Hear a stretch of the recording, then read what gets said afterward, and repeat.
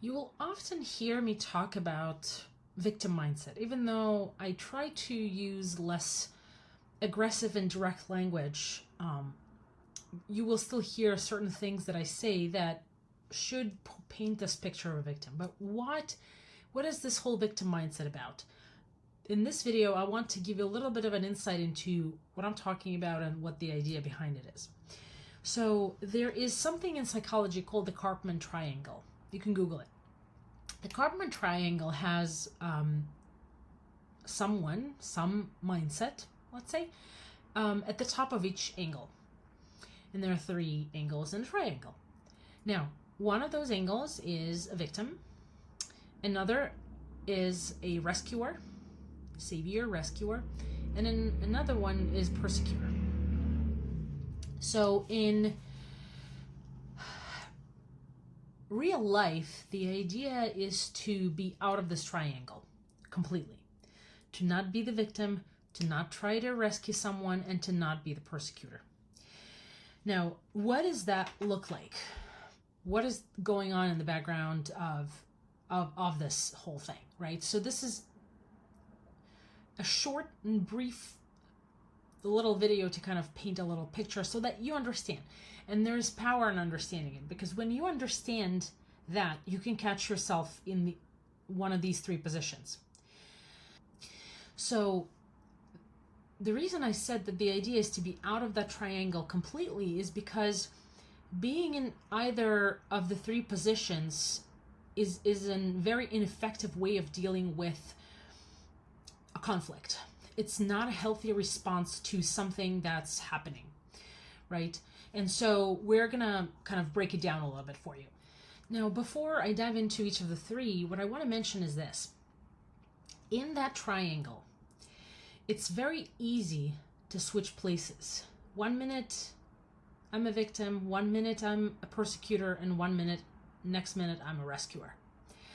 And so it's very easy to move within the triangle and become driven by these different mindsets, right? I mean, think about it this way. You have noticed, if you've paid attention, but you maybe have noticed, like, people who advocate or call everyone abusers are often abusers themselves. People who stand against certain things often in their personal life are hypocrites. And so that's kind of the idea behind it. The idea is that when that happens, it means that they're stuck in that triangle. The idea is to be out of that triangle completely, because it's an unhealthy response to the changes in the game, right? The rule changes, if you will. Okay. And so when you're in a victim position, here's what you think.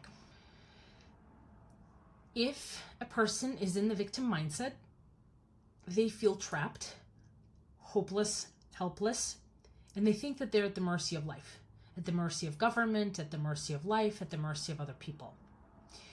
Often, they are not willing to take responsibility for the circumstances.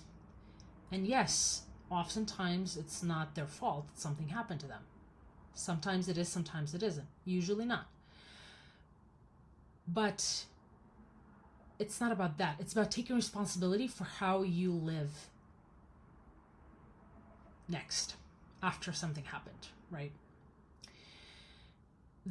As I've mentioned before, probably, if you would hear me say, it's a normal response when something tragic happens, or something bad happens, or something very negative happens in someone's life. The victim mindset becomes when that person stays in this helpless, hopeless state for a long time. So that's the idea. That's where they get into this victim trap. They're blaming the persecutor, and they're seeking a rescuer, someone to come and save them. A white knight, if you will.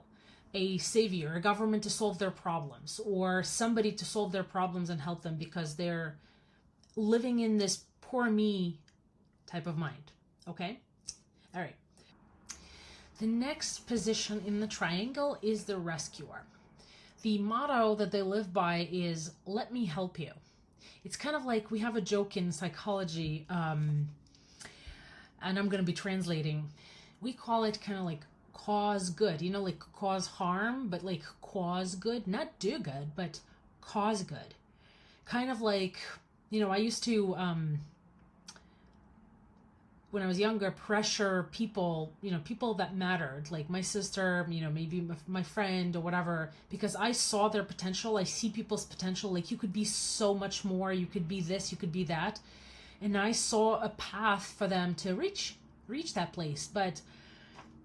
And I was so passionate in sharing that path that often it felt like pressure.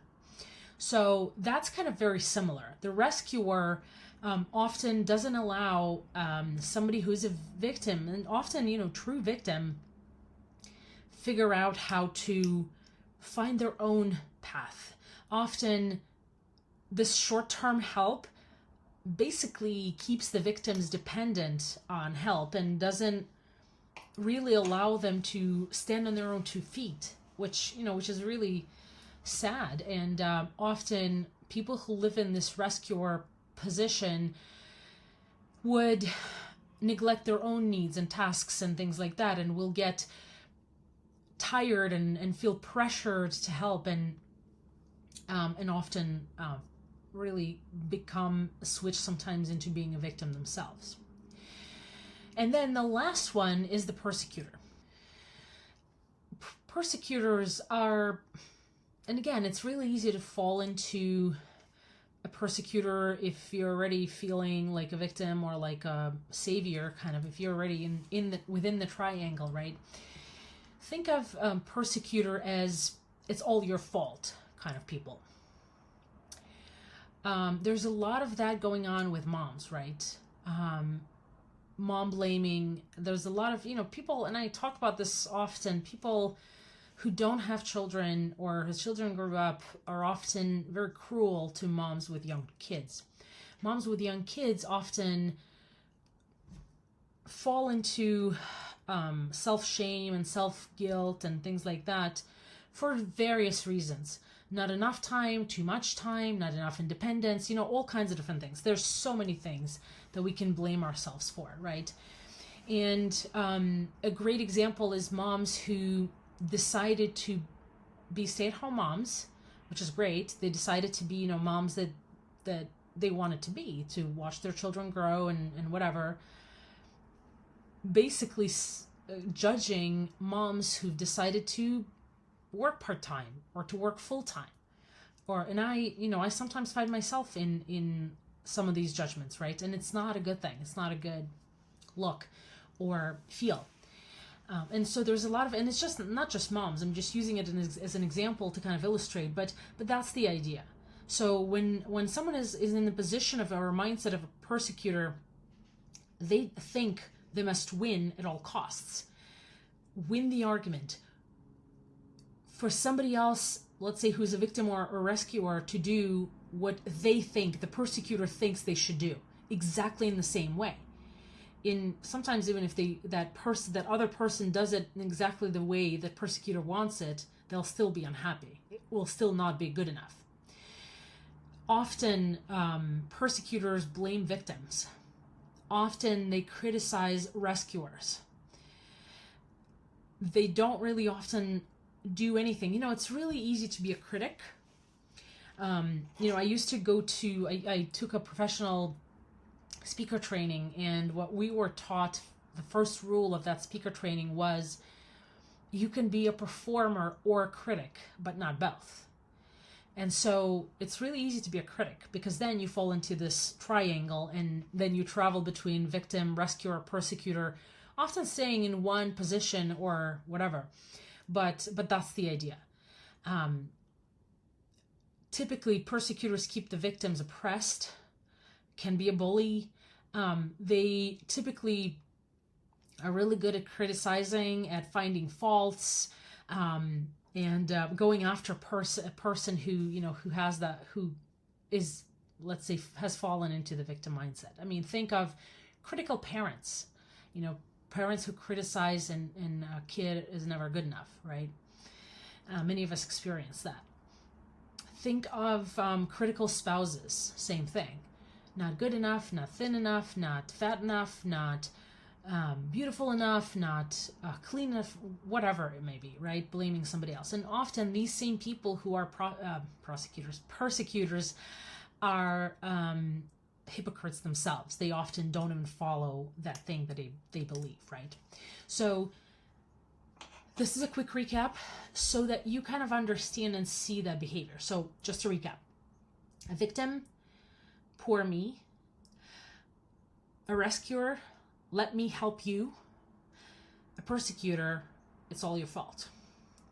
The idea is to be none of those things, to be in none of these three positions. That's the idea, okay? So I hope this is helpful. We're going to talk about a lot of these things. And the idea of them, of how misfit, somebody who doesn't follow the rules, who doesn't follow the traditional path to success, the idea behind that is that often the first step for us as misfits is to realize that we're no victims, we're no persecutors, we're no rescuers. We just don't fit in. Acknowledging that and accepting that are probably two of the most important things that you can do for yourself. Because when you acknowledge and accept the fact that you don't fit in, you remove yourself from the triangle of Cartman's triangle. You are no longer falling into any of the three. And your response to difficult change, whatever that is, it could be, work-related, life-related, or anything in between. That agility is what's going to help you not care about fitting in or creating a hole where you can fit in. The goal is not to try to do that, not to try to fit into a round hole of a square peg where you are the square peg. It's not to create the square hole so you could fit in. It's about getting out of that completely and not caring about fitting in. Okay? All right. I'll see you soon.